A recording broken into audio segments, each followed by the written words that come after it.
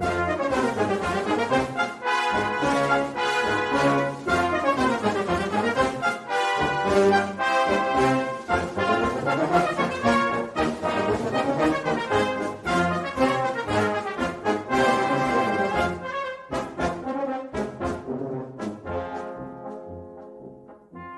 listening to Three's a Crowd, the North East Footy podcast, with Rye for Borough, Steve for Newcastle United, and Ted for Sunderland.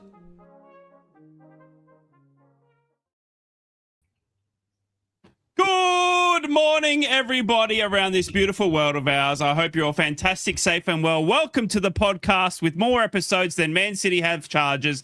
Three's a Crowd. It is the Northeast Football Podcast where we bring Newcastle, Sunderland and Middlesbrough together. Normally banter, normally rivals, but we have a bit of a laugh and we talk all three Northeast teams because we love this part of England. We love Middlesbrough, Sunderland and Newcastle, but we love you, the audience, more. And we thank you so much for liking, subscribing and being here, a part of the show every single weekend. Thank you for being here. You're rocking up more than I have.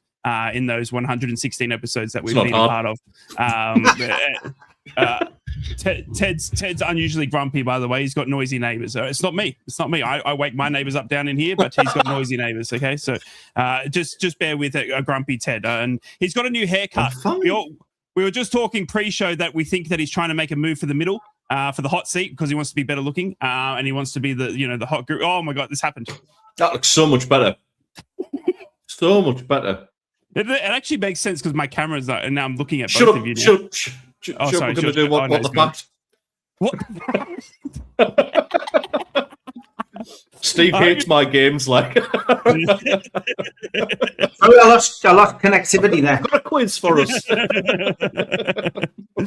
We hope you've had a fantastic week. Thank you again for joining us. Newcastle have had a massive week. We're going to talk about them. A massive win against Michael Carrick, the local Geordie, and even going with a red card on that one. Sunderland have managed to bounce back, going down to the South Coast, taking a point from Bournemouth, and then a massive midweek win against Leeds has gotten them to that magical 40 points. And Middlesbrough have bounced back incredibly well against Brum. Tom Brady, the Americans, have faltered against Kim Hellberg and the mighty Borough as we travel to QPR tomorrow to hopefully lock away this top two. It's a massive week for Northeast football teams. We have got Barcelona in town in the next couple of days. Can you believe it? It's going to be massive. Let's kick it off with Newcastle because it was a big performance for Newcastle United at home against Man United. But even before that, Stevie, we have to talk about that loss to Everton. You were saying that Everton wasn't as much of a worry as Man United, and it worked out that Everton, thanks you to Jordan Pickford, and you weren't too worried about that one. But then Man United was... No, I said it the other way around. I said Everton was the trickier game of the two. I wasn't. Oh, well, you picked it.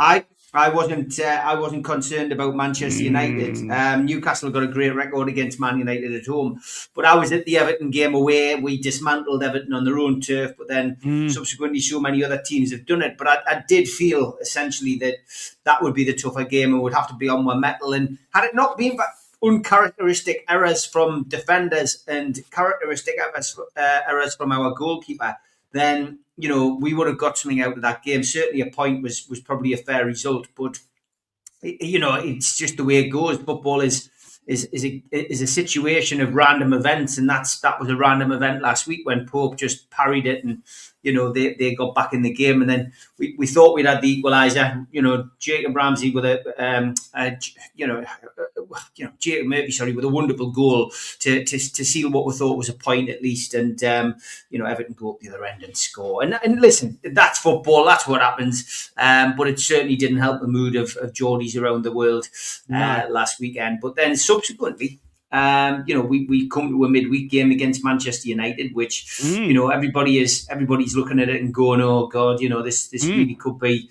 Look at the games we've got. Manchester United, then we've got Man City, then Barcelona. Our season could be over next week.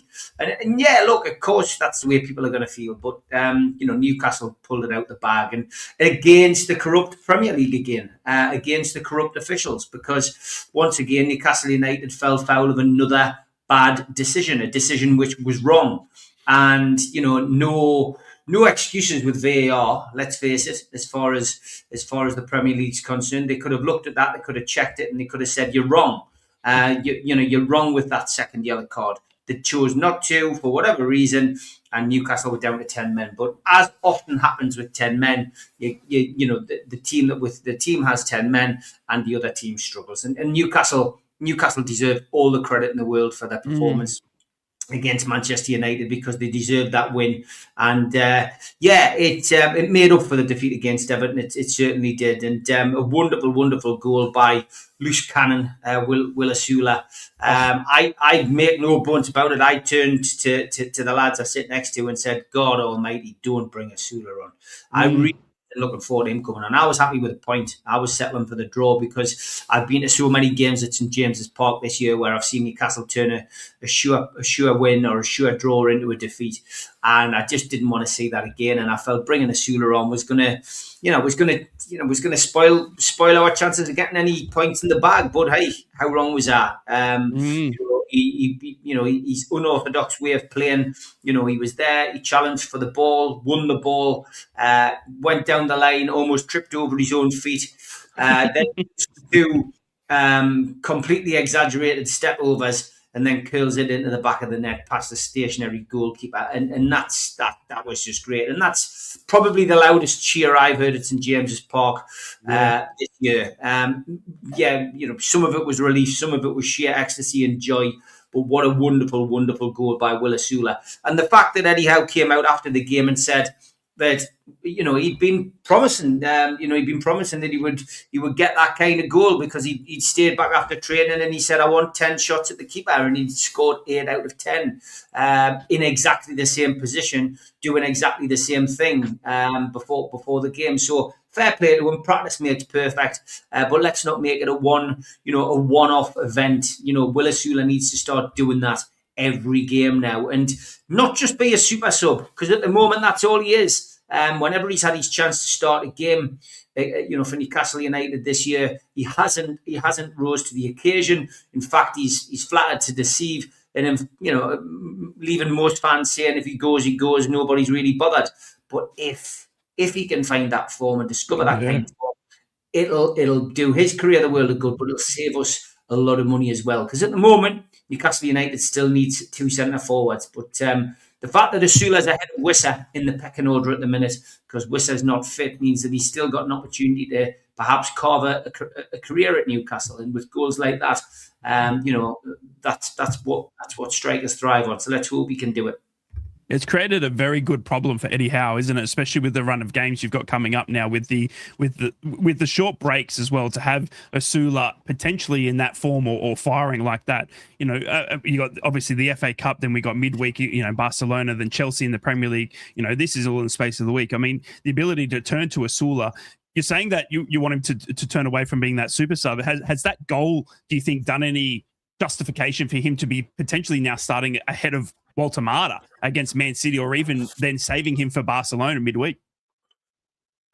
You see, this is the thing with Eddie. You never know. You can never second guess Eddie Howe. I mean, Walter Mata had a bug after the game. I mean, we saw Ramsey come onto the pitch for the start of the second half against Everton, and then turn around and go back off. He had an illness. He was feeling sick, and that kind of 24, 48 hour bug seemed to have got him really, really badly. So he was withdrawn, and that was a big blow for us against Everton. That he was in all intentions one of the players of the first half, and maybe it would have been a different result with him on the pitch. But Walter Mata then got the he got the bug and wasn't training for a day or two, but got back in at the back end of the week, was available for the Man United squad. But Will Asula, leapfrog the likes of Voldemort, or he will if he does that every week. But I don't know. I mean, Asula's an enigma.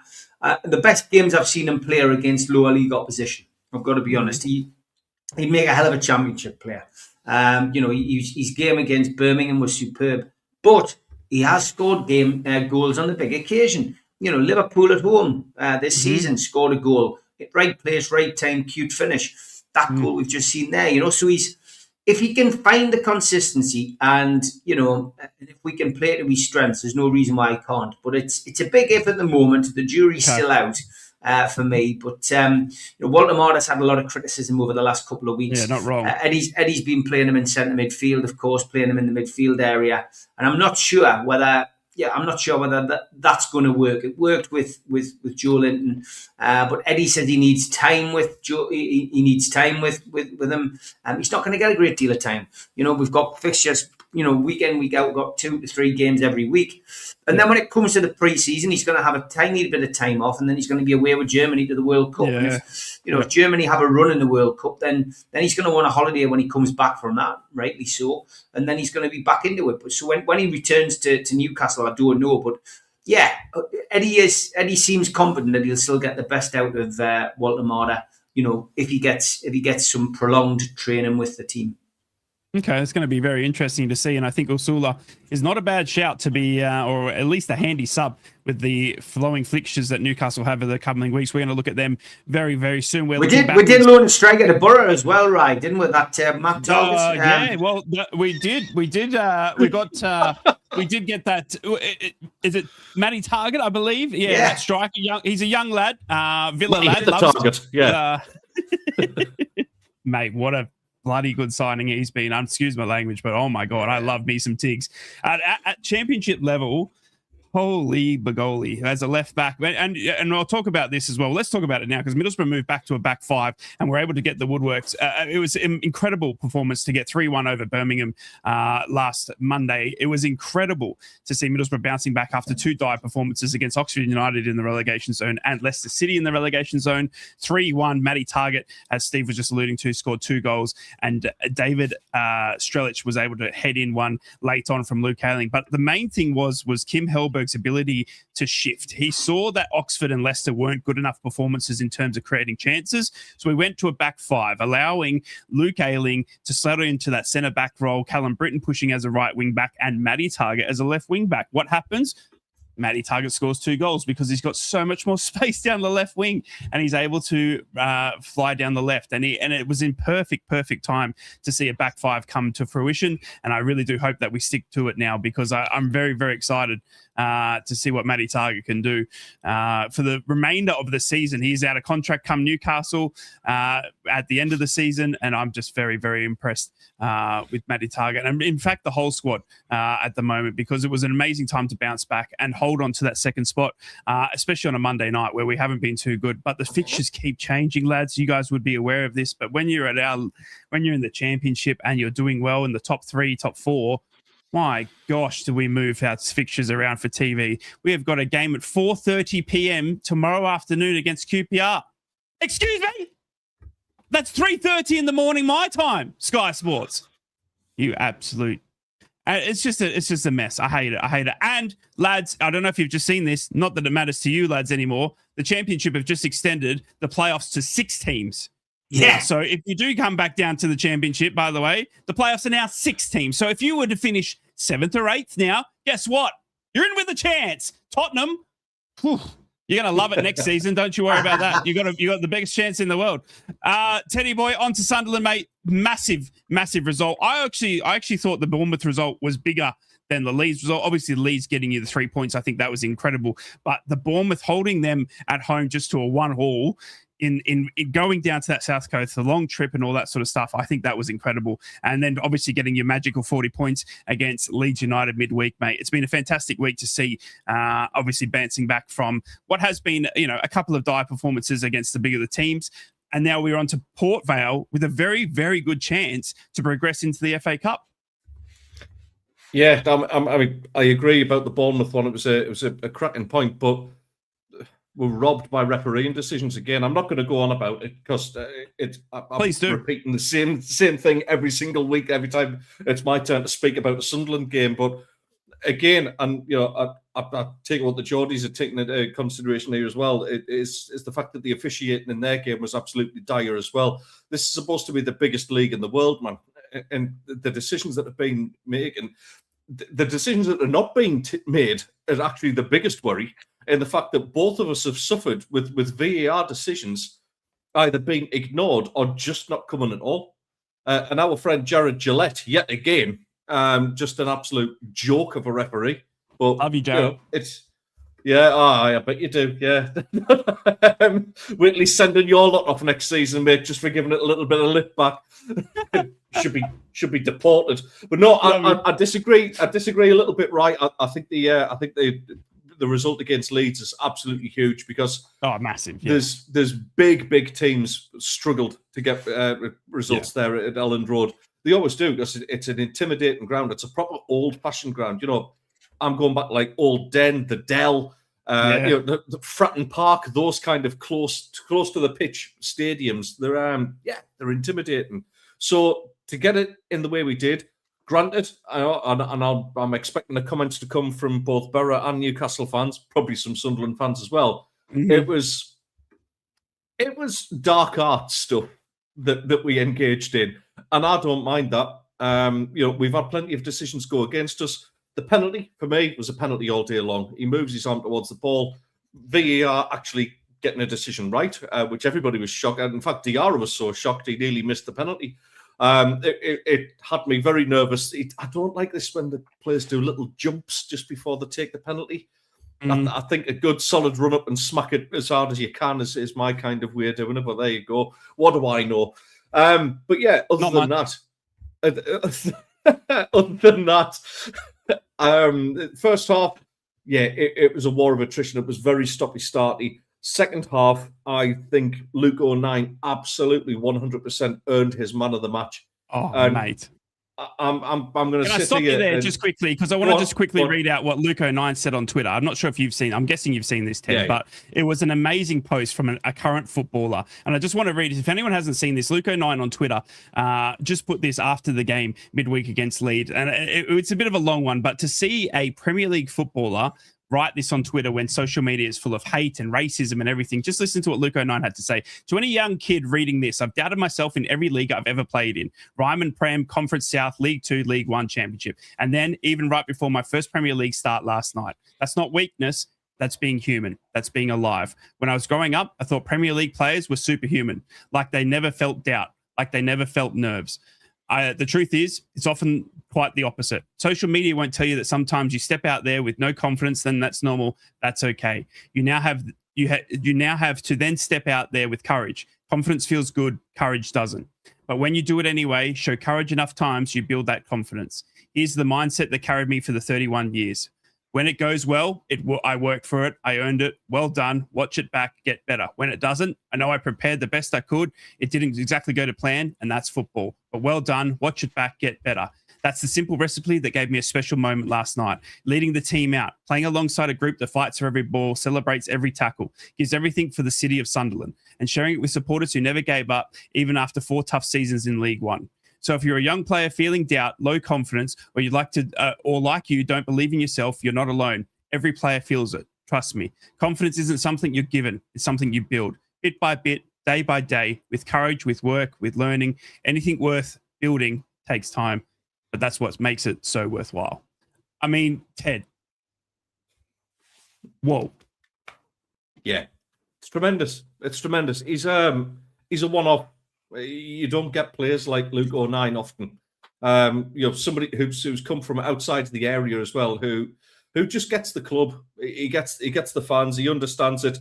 I still remember the day he signed for us from Wycombe Wanderers, and it was on his Instagram. He was singing his heart out, driving up the A1 with his best mate with him. Yeah, and he's not going to be the best footballer on the planet, but what won him that Man of the Match award was courage and being shown conviction. It's absolutely mind blown to see where he's going. I'm pretty sure he'd be involved in tomorrow's game as well, which he deserves at least that for work. And I mean, God, if we had a squad full of people who worked as hard as him, would have been on more than 40 points. I can guarantee you that. Yeah. That's no disrespect on any of our players. No, absolutely tremendous. What an example to young people in the game. If just good, honest, hard graft. We're a region. The Northeast is a region that's built on work and class qualities, on graft over talent. And that just epitomises that. And I'm really, really proud of him. Just so proud of him. Tweet. It was incredible. Yeah, obviously, mate. Look, Borough through and through, but what Luke O'Nine's managed to achieve, and what a message to send to young players, young kids, even fans, you know what I mean? Just instead of the social media hatred we've seen, you know what I mean? We've had racism in the past couple of weeks. We've had, derogatory tweets. We've got, you name it. And he puts out a tweet like that without being scared, without thinking, not worried about the repercussions of people that might criticize it or anything like that. He just put it out there. It's very honest. It's absolute, very, very honest. Wearing your heart on your sleeve. And I think I love that about any footballer, is when you get, when you can see it and when they talk normally. Do you know what I mean? When they don't put themselves above. You only have to see what Xhaka said about him. That was live on TNT. Or was it on TNT or Sky? I can't remember now. It was TNT. And the channels are the way that Xhaka spoke about him was absolutely incredible. And I mean, somebody like Xhaka, who's been there and done it, he's been at the absolute pinnacle of the game that you can go to. And for him to say, what an example and what a guy, hey, good enough for me. So that epitomised the whole performance. It wasn't a pretty game of football. I think Steve produced a stat where I think the ball was in place something like 20 minutes, which was just horrendous, really. But if you can't get the ball down and play Man City style tick-tacker stuff, then let's graft, let's stick together, let's just be absolutely horrible to play against. And hey, sometimes that's what's needed, and you get results. Yeah. 1 to 40 points now. Looking at the games we've got coming up, the next 3 home games, we've got Brighton, Forest, and we've got Spurs. This could be a 50-point plus season. Which is incredible, mind blown to think about. Incredible. So listen, I'm over the moon. The one thing I will say, Dan Ballard obviously signed a new contract as well. We need to get Regis Labrise tied down on a longer deal, because the guy's an absolute tastical. We'll edit that before it goes live. A tactical master. I'm not sure what Ted's seeing in these footballers, but he's obviously getting very excited that he's at 40 points. We can all. You're lucky that the camera's halfway up when we're talking about Luke O'Nine as well. Health. You should all give yourselves a check, lads. Can we just quickly talk about as well what a massive re-signing Dan Ballard is as well? Obviously signing a new contract midweek as well. I think that is one of the most incredible re-signings, given the nature of what we see in the Premier League. Just look at Bournemouth. I mean, the back four that they had last season was ripped apart when Real Madrid came knocking and Barcelona come knocking. And do you know what I mean? Dan Ballard, and I'm trying, not to be, because, Luke Ayling would, crap all over him because he's just that good. But Dan Ballard is the most serious centre-back that I have seen. And I think the world is his oyster. And I think if given the back of this season, what he's done, the Coventry game, getting you into the Premier League, I mean, he could have gone anywhere, Ted, but he's chosen to stay at Sunderland. What does that mean to you as a Sunderland fan? Well, everything. I mean, you just have to look at his performances. He's, the way that ex-professionals hype this guy up, the likes of Peter Crouch has played against the best centre-backs that the Premier League's had to offer. And, when they're waxing lyrical about his work rate, the way he shows the desire to just throw himself in front of anything and win challenges, scored a couple of goals this season as well. It's a huge signing for us, but it's also very clever, and let's be realistic for a moment that adds value to Dan Ballard. The fact that he's now got a longer contract. Yeah, I think there will be people coming knocking for Dan Ballard. Yeah. I think there's a few of our players. I had the discussion at work with a couple of the lads yesterday.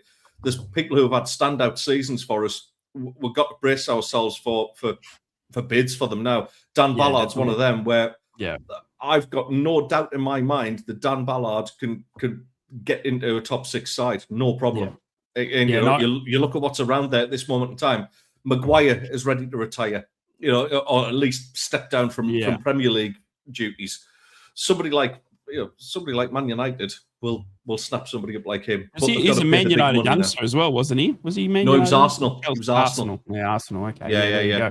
Look, I think obviously we've seen centre backs that are like Dan Ballard are rarely, they're rare. They are very rare, especially at his age. And I think that if there are suitors, well, you've just upped your price tag, and I think it's nothing but good news for Sunderland moving forward.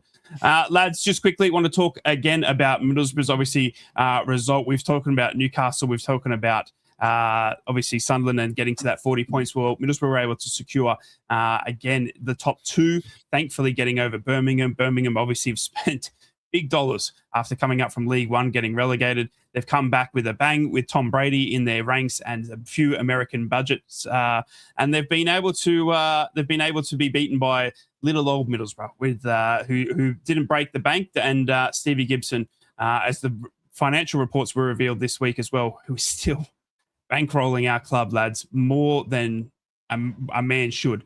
And it's incredible because you don't make money being a football owner, I tell you, in these current day and ages. It's incredible how much money that poor man's lost, but loves the club, loves the area, and has done amazingly well for us. And it was a massive night for Middlesbrough. And Ted, I think you were saying in a WhatsApp message about how that's the top two locked away. I mean, for a Middlesbrough fan, mate, it was a special result because they're coming, the Ipswich Towns, the Hulls, all that, they're not stopping, you know what I mean? But typical old Borough would classically potentially fall back to fourth and fifth quite easily, but a massive win against Birmingham, mate, sees us stay in second for now. I told you. Yeah. I said statement win. I said a 3-2, but it was a 3-1, mate. Mm-hmm. You fully deserved it. I watched the first half of your watch along. You didn't reply to anything I said. Thanks very much for that. Very hurtful. No, Hell's Bells did. Hell's Bells likes me. So yeah. Told her to block you as well. Yeah. Okay. Cool. No, listen. The first 15, 20 minutes or so, it took a little bit of adjustment, I think, for the Borough. But my God, once they got into their stride, Birmingham just didn't look at it at all. You nullified the threat. I thought Matty Targett, who we've talked about, I mean, he took his goals like an absolute world-class striker. Oh. It's just unbelievable. He's thriving there. He seems to be enjoying his football. And that was the thing that struck me from Borough this time around. I've seen some good performances from you this season, but that looked like once you actually got to grips with a little bit of a reshuffle in shape, they looked like they were loving it. And they beat one of the Championship's best sides there. I talked about Jay Stansfield last week, who's a striker I really, really like. He was anonymous. Yeah. Honestly, I wouldn't be surprised if he's in the laundry bag because he was just absolutely nowhere to be seen. I thought your defence was superb. You've got a real keeper there. I spoke to Hell's Bells about him, saying he's, for somebody who wasn't going to be classed as your first choice keeper, my God, he's took the opportunity and he's run with it. He's a very, very convincing number one. Yeah. Listen, mate, I do believe now that top two won't change. I still expect Coventry to go through a little blip again. I hope they do because I hate them, and we know that. Yeah. Steve's already given us a Jimmy Hill already today, which was a very subtle one. Did he? Today. I didn't even see it. A very subtle one. Oh, there's a big one. I didn't even see it. Yeah, that's it. There it is. Beautiful. Absolutely beautiful, that one. The thing is, I'm looking at my beard going, oh, that's awfully similar. No, I mean, I don't expect the top two to change much now. I think, if you'll carry on in the same vein, and I can't see you changing that much. Yeah, you're going to lose the odd game here and there, but I think you're good enough just to get into that top two, mate. I still have a sneaking suspicion that Wrexham will come up with you as well. Yeah, I have a feeling that they're going to as well. The money they've spent, let's not forget as well. I loved that Ryan Reynolds was talking about how they're the underdog story. Well, I get it, Ryan. I get it. But when you spent 40 million in the Championship, it kind of removes that underdog status. But, good luck to you. And I think they will come up through the playoffs. I think they're an amazing team and what they're doing. I also think they'll beat Chelsea today. Oh, that's a massive task. That's going to be massive. Chelsea are a car crash. They'll beat PSG, but they'll get beat off Wrexham. I'm telling you now. It's going to be incredible. Steve, just quickly, mate, Matty Targett, 2 goals for Middlesbrough, crucial loan signing. As a left wing back, I haven't seen one at our club better. Maybe Ryan Giles, but Ryan Giles wasn't getting the goals that Matty Targett was able to do. he was naturally almost a left winger for us. Such was his pushing up higher up the pitch, mate. And honestly, I couldn't love him anymore. The way he conducts himself, the way he speaks in the media, the way he just gets on with it, and all that sort of stuff. There was criticism around his defending in the past couple of weeks. There was criticism around him being too old. There was criticism left, right, and centre. He had the January of will he or won't they be recalling him? He's out of contract come Newcastle at the end of the season. But my God, did he take his chance well again? Yeah, I mean, listen, he was great when he came to us. He did us a great job in that first season that Eddie Howe took charge, and just unlucky with injury. But whenever called upon, he never let you down. And I said when you signed him, I thought he was a great signing, good championship player. I'm so pleased that we didn't recall him, and ruin his season and ruin Boro's season, because at the end of the day, you need players like that. And you made a signing from Sunderland, a signing from Newcastle, and they've done you proud. So yeah. Great to see him get on the score sheet not once but twice, and I think he deserves a permanent move to Middlesbrough and a crack at the Premier League when you come up. Yeah, it's going to be interesting to see, because a lot of people were saying that he's not Premier League level. Well, Alan Brown and Matty Targa have both expressed how especially Alan Brown, Teddy Boy, has expressed how much he was disappointed not to be given the chance at Sunderland. Obviously, they went through the massive rebuild, but if Middlesbrough were to get promoted, I 100% guarantee. Well, not guarantee, but I think it's 100% likely that Alan Brown and Matty Targa will be part of that Premier League squad. Such has been their importance to our squad pushing this season.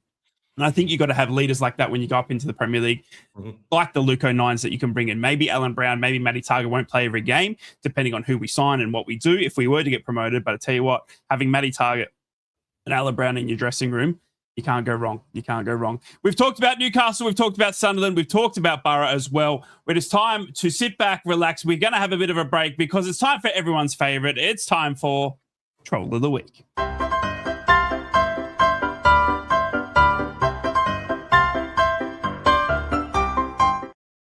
We've had a bit of an anonymous fan mail this week from this guy. I'm at the hospital. I've just been diagnosed with peekaboo virus. They are transferring me to ICU. Yes. So best wishes to him, whoever he is. And does anyone know how long to cook those boiling the bag fish that you win at the fair? That's a question from one of our viewers. And Mum's away this weekend, so she's left some rules on the fridge. Do not add to the population. 2, do not subtract from the population. And 3, don't end up in the hospital, the newspaper, or jail. Pretty sound. Covers it well. Yeah, covers it well. Good advice. Some security scene at a football ground in the UK from Timu. And lookalike this week, we've got a couple of lookalikes. First of all, Diego Maradona and Peter Shilton reenacting the hand of God. And the moment when Brian Clough's hairdresser looked like a serial killer. Jesus Christ. And no, it's not Jimmy Hill.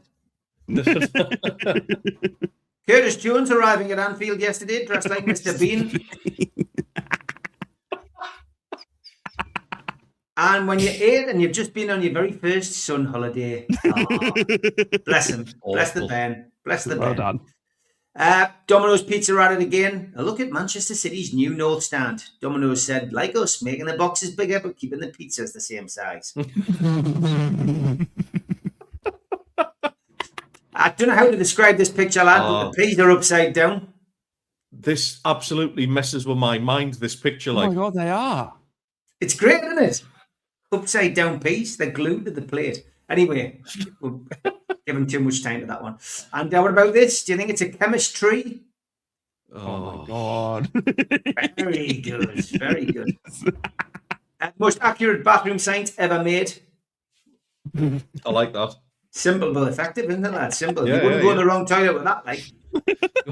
And still can't believe I didn't know that Alan Carr was actually a steward at the match. Oh my God, it is too. Oh my gosh. National news, we always cover it in this wonderful section on our show. This is the only person that Trump ever hired who was actually qualified to do their job, Stormy Daniels. And this guy was photographed saying this. I know I asked for a distraction, Donald, but Christ. And the first plane out of Dubai has landed safely at Teesside Airport. It was scary stuff, said a passenger who had never been to Teesside before. Okay. Headlines on the Herald in Eastbourne. Grand beats off intruder. Oof. And this fool said my eyebrows look like some stripper doing a split in some hookah boots, and now I can't unsee it. Oh my God. Oh my God. One more lookalike for you today, guys. Samuel L. Jackson 5. And you can always find some interesting stuff on eBay. I think me and Ted will give this one a swerve. Authentic Sunderland 2013-2014 long sleeve home foot Russia. Adam Johnson. Yeah, God. Jesus. English, do not enter here. Spanish, entero somewhere else. So. It's from the Kevin Keegan Handbook of Spanish, that. And we've never really had like a column, like a letters column on here or like an advice column. But Dear Deirdre, here's one for you lads. Dear Deirdre, please help me. My neighbour's 20-year-old daughter was sunbathing the other day. I took the chance to peek out of our bathroom window and have a cheeky wank. As I finished, I turned around and my wife was standing there, arms folded, watching me. Is my wife a pervert? Looking for something to do this weekend, lads? They're definitely getting cancelled. Why not have a fight? Don't be soft. Come on. It's issued by the Fighting, Scrapping and Pagger Information Council of Great Britain. Better still, why don't you try and work out what your password is on your iPhone like somebody did this week? Took 2.5 hours to sort that out. My God. Another way of passing some time over the weekend. And news from Iran. They have appointed Somali Alades as the interim Ayatollah until the end of the season. Good luck to him. He's always a man for the big occasion. And people obviously ask about different people who are in places like Dubai and Bahrain. And there's lots of aeroplane patterns being shared around from various plane trackers. This is probably the most accurate one at the moment. You can see there. Chuck Norris going straight in the middle. And Mattel have announced the launch of a new product. It's the Ian Huntley doll. Ooh. Rest in peace, Holly and Jessica. And this one beggars belief, doesn't it? What on earth is this? Oh. It's an Arsenal home and away strip. That is absolutely bonkers. I had to check this wasn't AI. It's actually real. How far away is that woman next to him? I know. But yeah, great news for Spurs as well. They've managed to get a win. Waltham's 2-1, Tottenham 3. And we'll finish up with this one. Imagine how many times Jimmy Hill would have been caught offside if VAR about in his day. If you've got any tweets of the week, then send them to us, the Trolls of the Week, nufcmatters8092@gmail.com, or send it to me and the lads on our social medias, and we'll get the cat out next week.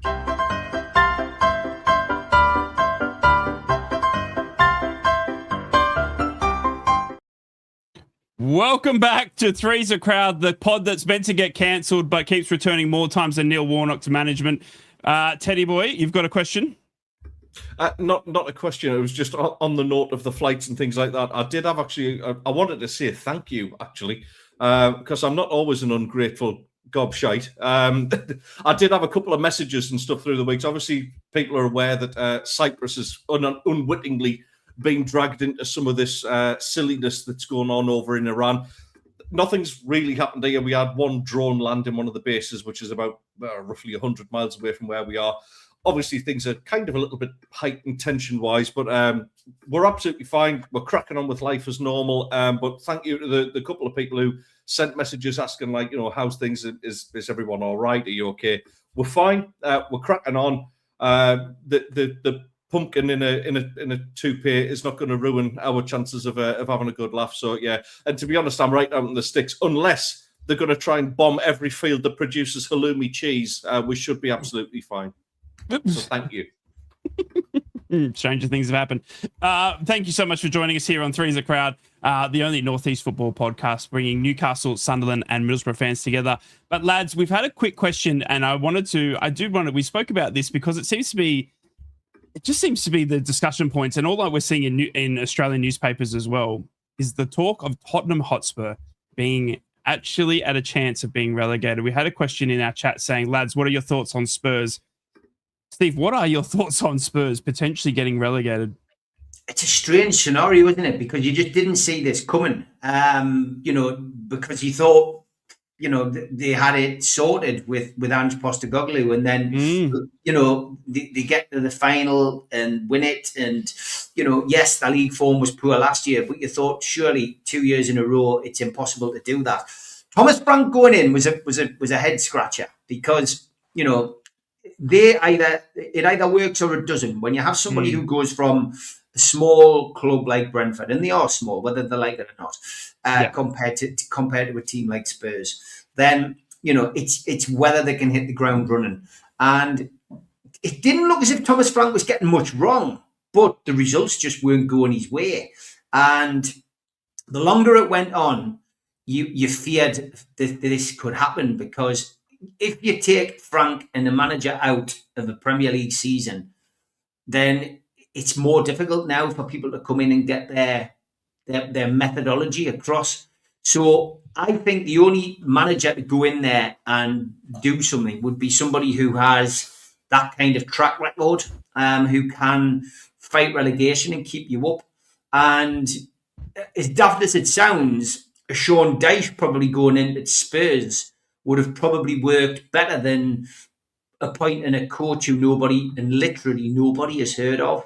Yeah. It's crazy to think that Tottenham Hotspur, who only a few seasons ago were in the Champions League final, could find themselves in the Championship next season. And that is bizarre. And it's entirely possible, because looking at the fixtures, they've got a 6-pointer against Nottingham Forest. And at the moment, you've got to fancy Forest to win that. You look at, they've got to play Liverpool, who have in recent weeks, with the exception of the Wolves defeat, really hit the ground again and could dismantle Spurs. They've got some tough games coming up, and you'd have to say that they look the favourites at the minute to probably make the drop. There is, as we have always said, that team that makes the proverbial drops like the proverbial stone, and it looks as if it could be Spurs, which would be astronomical. And I've got to be honest, I think most Newcastle fans would chuckle a little bit, because Daniel Levy was one of those main instigators in making our lives a misery as far as Newcastle fans were concerned, and trying to prevent the takeover, and then voting, for new legislation to make sure that Newcastle and the Saudis couldn't spend. So, I wouldn't want to call it at the moment. I think Wolves, fair play to them, have put up a hell of a fight. I think Burnley will be down. If we're going to call it, it's going to be between Tottenham and Leeds. I still think Leeds could slip. Daniel Farke's got a great record for taking teams up, but he's got a great record for taking teams back down. So I think it'll be between Leeds and Spurs, but I wouldn't be surprised if it doesn't go to the end of the season, right? I think it could go to the last game, and that's going to be crucial, and Ted's just putting there.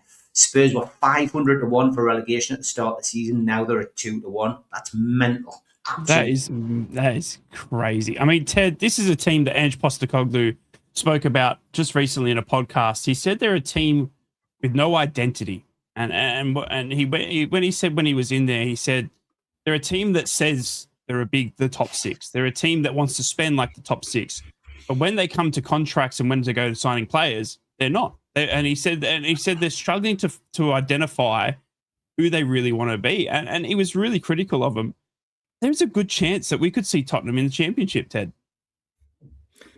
I think it's going to happen. I absolutely do, and I'll tell you why. Is the other teams that are down there are equipped for a fight. Leeds are equipped for a fight. They're a scrapping side. Forest have got players in there who can be physical. West Ham have got players who can be physical. I was going to say, do you think West Ham can get out of it? Yeah. Yeah, the way they're I've seen enough of them to think, the likes of Somerville, even though he's just a small town boy, he's absolutely. I couldn't do it with a straight face. Mr. Wraith is the one for that sort of crap. Like, I can't do it. Oh my God. No, listen, I've seen enough of West Ham to think, yeah, they can get out of it, mate. Spurs just don't have any battlers in amongst the side. They have one battler, but he gets sent off every other game. So it's in Romero. That's the only one. He's at the boiling point of frustration as well because the players around him are just not showing up. They are not showing up at all.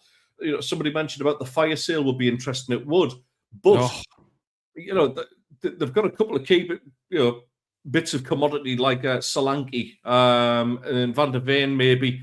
Other than that, can you think of a Spurs player that gets into a top 6 side or even a top 10 side at this moment in time? No, not the way they're playing, not the way they're going. Nah, I mean, Steve mentioned the go. potential of Sean Dyche going in. Do you think they make another managerial change just to wrap this up?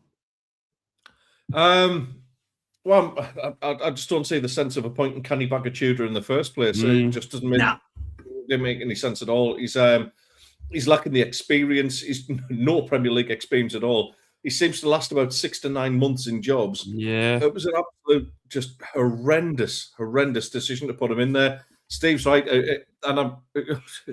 Even Sam Allardyce, and I know we've joked, he's got the Iran job until the end of the season, but listen, even that would have been a better idea because right now there's just nobody with any idea of how to turn that around.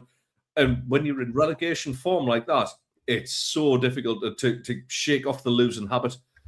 Like Steve said, I think Forest will turn them over. How they're still in Europe, I've got absolutely no idea. But that too is a distraction. If they find themselves in some sort of weird position where they get through to the next round, dear me, that's taking it away. They could be the first team to go into the Champions League semi-final and also get relegated.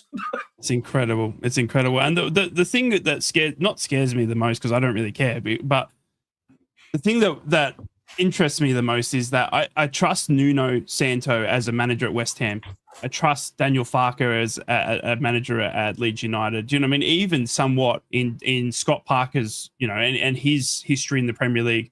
I have no idea who Tudor is, and I have no idea, what he can do to bring Spurs out of this. Do you know what I mean? And I think you can't say that it wasn't the wrong appointment because it was. It's not you needed someone that not only inspired the players but inspired the fans to get behind this team because it is an absolute show at the moment in Tottenham, and honestly, they could be one of the biggest clubs to go down to the Championship, but.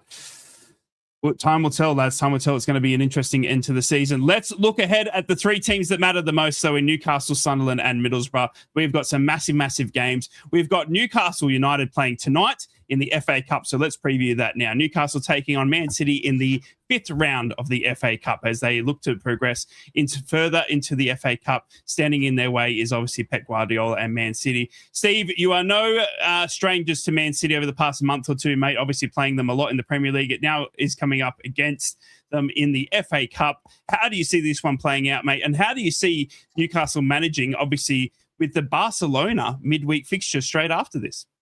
I mean, we're used to it now. That crazy stat the other night when we played Man United, we played 45 games this season. They've only played 30. Tells you the amount of games that we've played this season, and hence the injury list has been bad. But look, this is an interesting tie.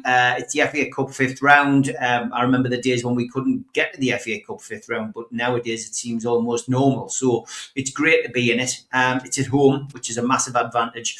An 8 o'clock kickoff. Live on TNT Sports, so another TV game, another stupid kickoff time, meaning that some people it costs them a little bit extra to get home or get to the game or not even get there at all. So obviously the bonus of this is that a result's got to be reached on the day. It's 30 minutes extra time, of course, if the scores are level at 90 minutes, and then potentially a penalty shootout.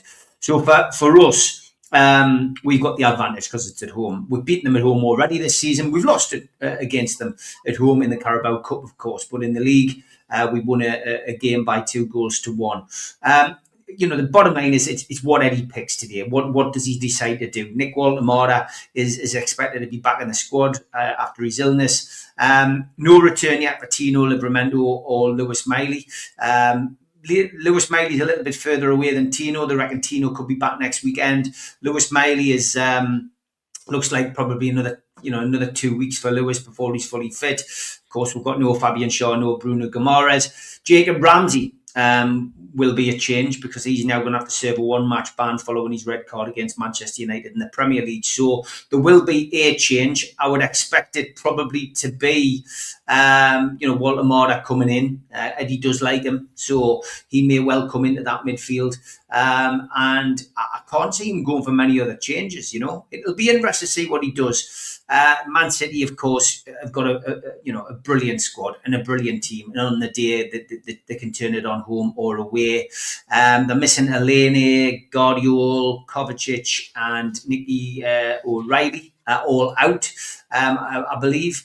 And it's their third visit to Tyneside this season. They've slipped up in the league, 2-2 draw against Nottingham Forest in the Premier League on Wednesday night. And, that won't have pleased Pep. There's no doubt about that. So I would expect them to have changes as well. They haven't sold all the tickets either. There's certainly, more tickets given for these kind of games. I think they were given just short of 5,000 tickets and they failed to sell them all, which means what capacity is going to be under capacity because you can't relocate to the home fans on this occasion.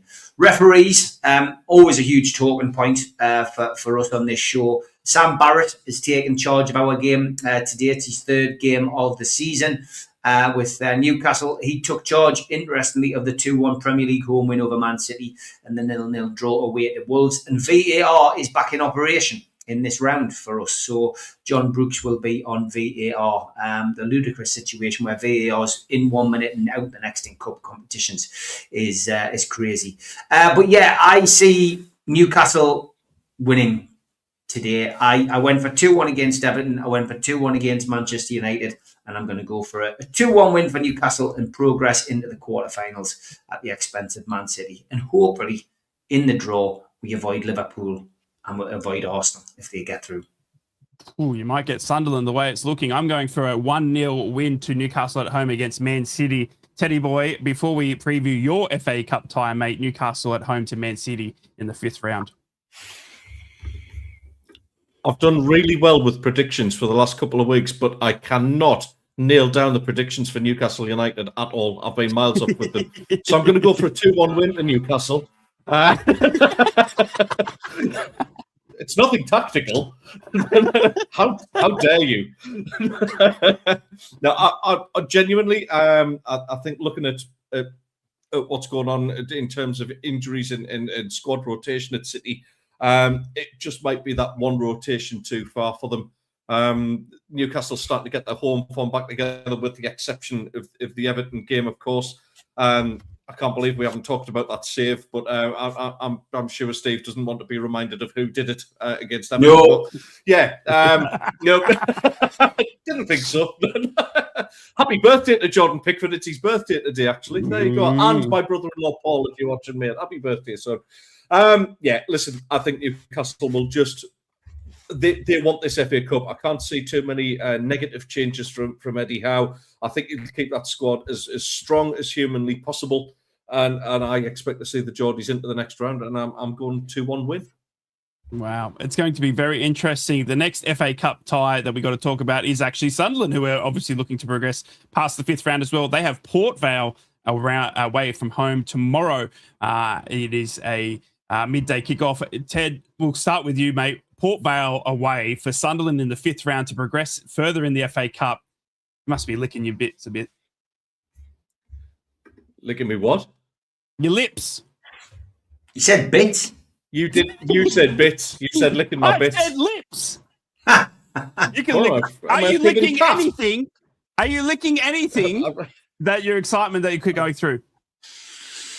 You're licking the windows, Put your mate. tongue out there.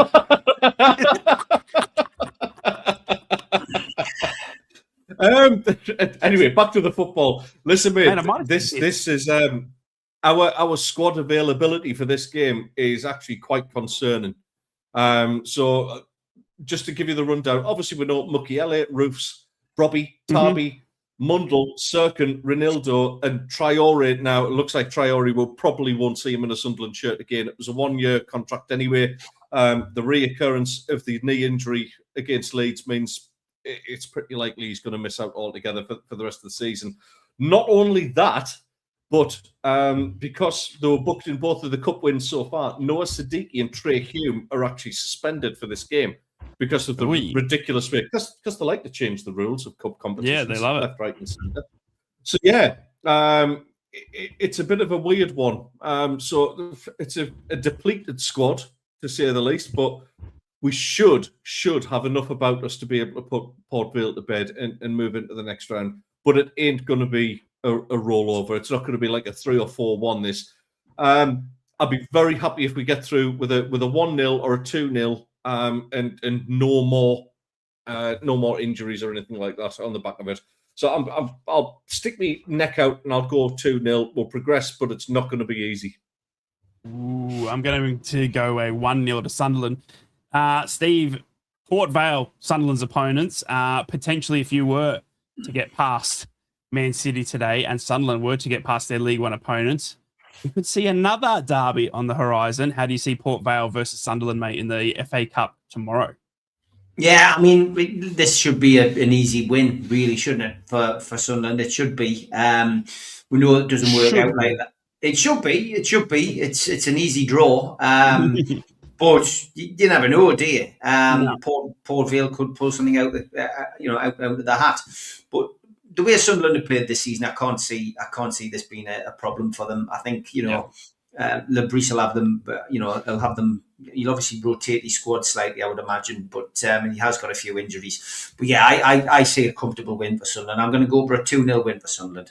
It's going to be very, very interesting to see if two Northeast teams can progress in the FA Cup. We wish both teams very, very well. On to Middlesbrough, who are playing straight after that. It is QPR away from Middlesbrough, a 3:30 a.m. kickoff for little old Rye, a 4:30 p.m. kickoff for the locals who are travelling down to QPR on a Sunday. Thank you, Sky, for that one. Middlesbrough will be looking for their second away victory in a week. Obviously, beating Birmingham away, they now travel to QPR.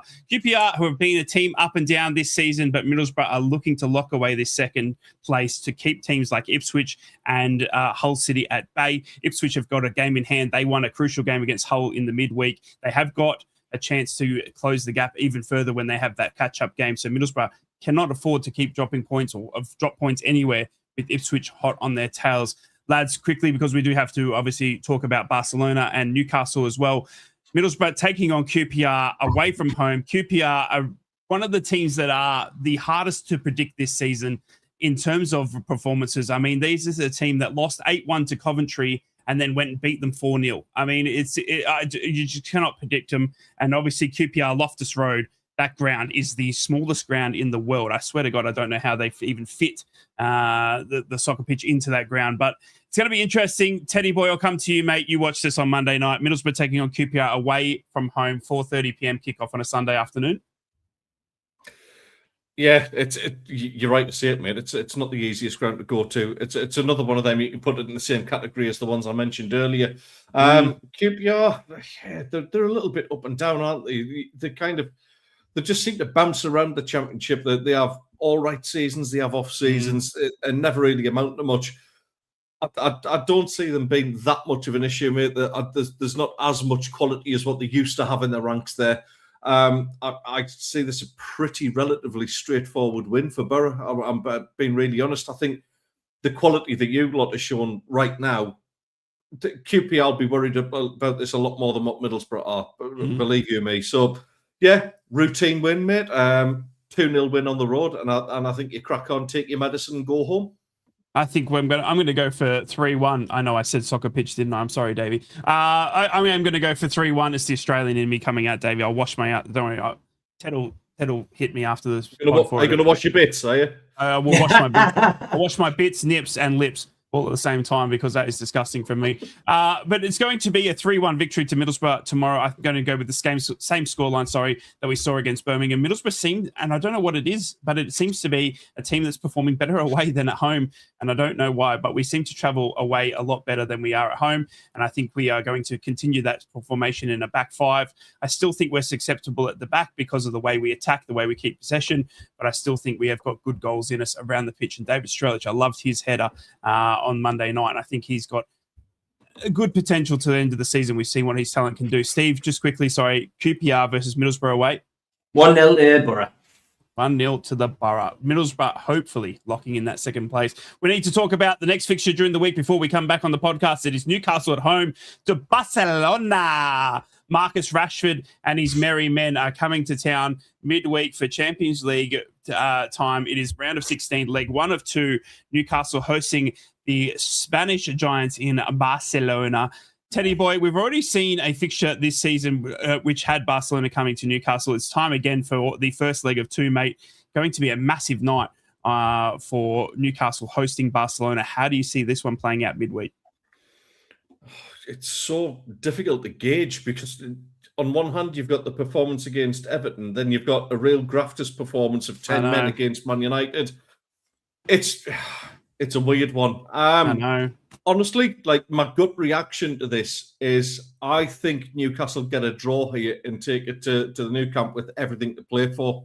And going to the new camp this season is very, very different. It's obviously, I think Steve mentioned last week about the reduced capacity. Yeah, we still don't know the exact capacity. I mean, I've managed to get my ticket. I've also booked up for the ground tour on the morning of the game, which just costs us a few quid. But not wrong. When you're there, you might as well do it. But they've released 2,215 tickets for us for the away game at the moment. But there was a mention that they're hoping to increase capacity should Barcelona be granted by the local authorities. Right. Okay. With all the work that's been done, is it going to be the new camp? Or hey, well done, Ted. Well done. I know. Proud Thank of you. Thank you. Ones each. 1-1 draw. I'm going to go for a 1-0 win to Barcelona, but I'm going to look to Newcastle playing better away than at home against Barcelona. Steve, how do you see the midweek fixture with Newcastle v Barcelona? It's always difficult because you haven't played the game at the weekend, and it's so difficult to predict what's going to happen next week because we don't even know who's going to be available. So it's a chuck of the coin in the air. These nights in the Champions League have been really special so far this season. Newcastle have risen to the occasion. Had they took their chances against Barcelona in that first game, and Anthony Gordon hadn't had such a mare in front of goal, Newcastle would have won that game. I'm convinced they would have won it 3-2. So I'm going to go for a Newcastle win. And again, I'm going to go for a 2-1 win. I think we'll take a narrow advantage into the return leg. Just got to hope that Dan Burn and Joe Linton don't get booked on the night. They're both one booking off a ban. Barcelona have got a quality team. De Jong will be missing Frankie De Jong's missing. Gavi and Andreas Christensen are both unavailable. And they've also got doubts over defenders. Jules Koundé and Alejandro Balde are doubtful because they went off injured in the Copa del Rey game on Tuesday night against Atletico Madrid. Their striker as well, who Newcastle were linked with quite heavily, Robert Lewandowski, is also doubtful because he missed that tie midweek. So yeah, look, it's a toss of the coin, but I am going to go for a narrow win. Newcastle to win 2-1. Can I just remind anybody who goes to the cup games, the Man City game tonight, yes, your ticket is on your season ticket, and the Barcelona game next week, read your email, download your ticket, and it goes onto your phone to stop the bloody queues that develop all around the ground because people don't read emails. Simple as that. And if you go into the games this week, go to the food bank, stick some money in the bucket. Jamie Rubin doubles it, so raises some money for the food bank as well. Can Ryan read his emails? Ryan needs to read his emails about starting times for the show as well. No, you're not wrong. Yeah. I actually do. And Ted was meant to remind me as well, but he didn't, ladies and gentlemen.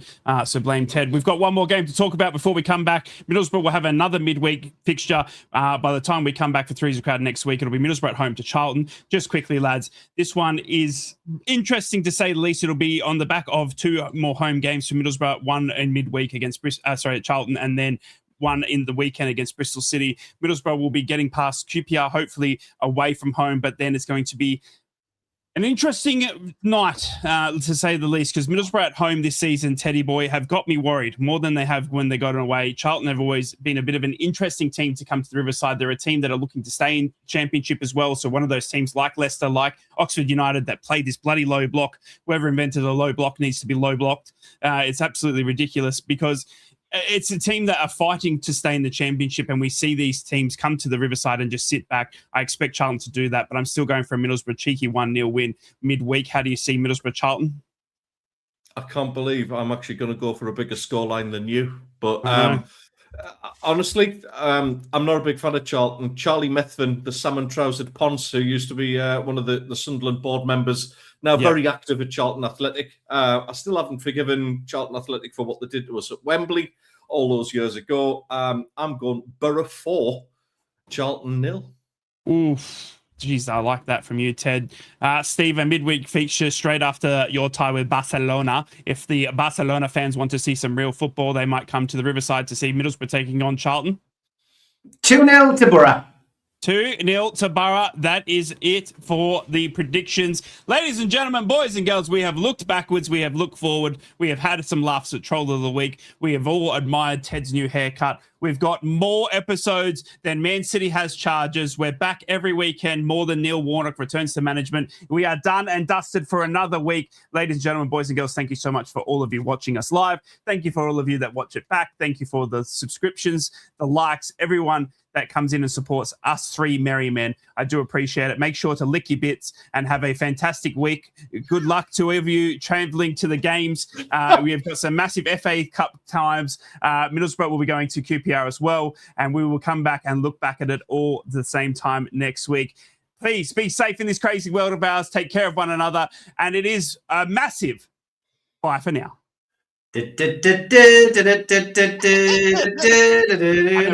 Crowd podcast will return. That's not a threat, it's a promise.